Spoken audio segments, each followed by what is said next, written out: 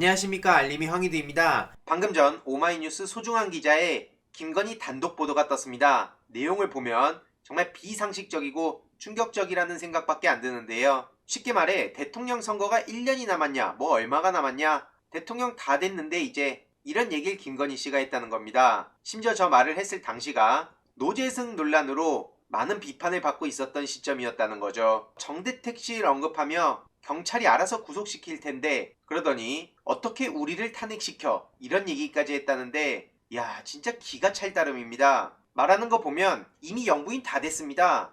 정말 비선실세라는 말밖에 안 떠오르는데요. 유튜버를 대상으로 어떻게 대처를 취하고 있는지, 정대택 씨를 향해선 정신병자라 그러면서 인간 취급도 안 하고 있는데, 정작 문제를 일으킨 건 윤석열 본부장들 아닙니까? 홍준표 씨를 아예 상대도 안 됐다고 취급하며 우리 빼놓곤 나머지 것이라고 저렇게 형편없는 취급을 하기도 했네요. 열린공감TV에 대해선 어떻게 죽어가나 봐봐, 절대 가만 안 둔다 그러는데, 이런 인간이 영부인이 되면 도대체 대한민국이 어떻게 되는 겁니까? 이에 대해서 벌써부터 많은 비판의 목소리가 나오고 있고요. 김건희 녹취록이 지겹다는 얘기가 민주진영 내부로부터 나오는 이유를 모르겠습니다. 김건희 녹취록 당장 나온 시점에는 지지율에 크게 변동이 없을 수 있지만 지금 계속해서 새로운 이슈들이 터져 나오는 거 아닙니까? 심지어 김건희 무속 중독 논란, 핵심은 비선 권력이다, 경향신문에서 이런 단독 보도까지 냈습니다. 이게 결국 윤석열 핵심 리스크로 번진다는 얘기가 나오고 있고, 김건희 최순실 얘기가 나오고 있는데, 도대체 무슨 이유로 힘 빠지는 소리를 하는지 모르겠다 이겁니다. 네거티브가 아니라 이건 매우 심각한 문제인 거고요. 이해로도 윤석열 지역 할당제 50% 발언으로 지지층 내부에서도 발칵 뒤집힌 상황입니다. 지난 영상에서도 말씀드렸듯이 윤석열 후보는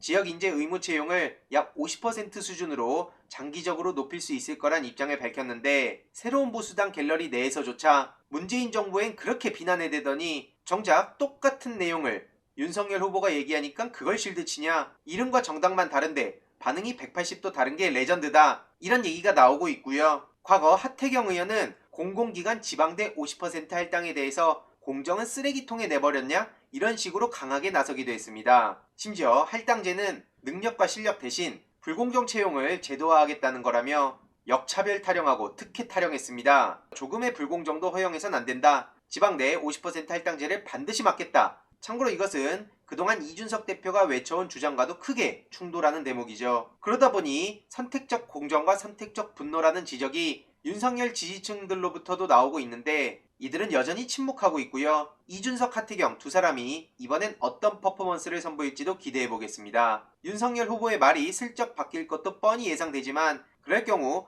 또 다른 차원의 엄청난 비판을 감내해야 될 거고요. 참고로 이재명 후보는 찬반 의견을 밝히지 않고 더 중요한 건 기회 총량을 늘리는 것이다, 이런 입장을 밝혔습니다. 이 상황에 본질을 꿰뚫고 있는 거죠. 이해로도 퇴물 진중권 씨가 지금 어설픈 수를 쓰고 있지 않습니까? 최근 그의 포스팅을 보면 공감 능력이 뛰어난 척을 하고 몇 가지로 비난하려고 작정을 한 것 같은데요. 빌드업조차 퇴물다워서 뭐라 말이 안 나옵니다. 다른 걸 다 떠나서 진중권 씨는 공감 능력 운운할 자격도 없는데요. 과거 본인의 심각한 만행에 대해 진심 어린 사과는커녕 그냥 욕먹어도 싸다며 대충 뭉개고 넘어가려는 인간이 저런 행동을 보이는 게 위선이 아닌 뭘까요? 게다가 오늘 새벽 조선일보 인터뷰까지 떴죠. 이게 바로 본질인 겁니다. 심상정은 단일화하면 안 된다, 끝까지 진보의 가치를 지켜야 된다. 본인은 나름 머리 굴렸다고 흡족해하겠지만 그마저도 속셈이 훤히 보여서 뭐라 말이 안 나올 지경입니다. 정말 우습지 않습니까? 열등감 넘치는 퇴물에 불과한 진중권 씨는 본인을 과대평가하는 경향이 있는데, 언론과 포털의 관심을 제외한 그의 영향력은 사실상 제로에 가깝습니다. 과거 윤서인TV와 성재준 지식의 칼을 추천했다가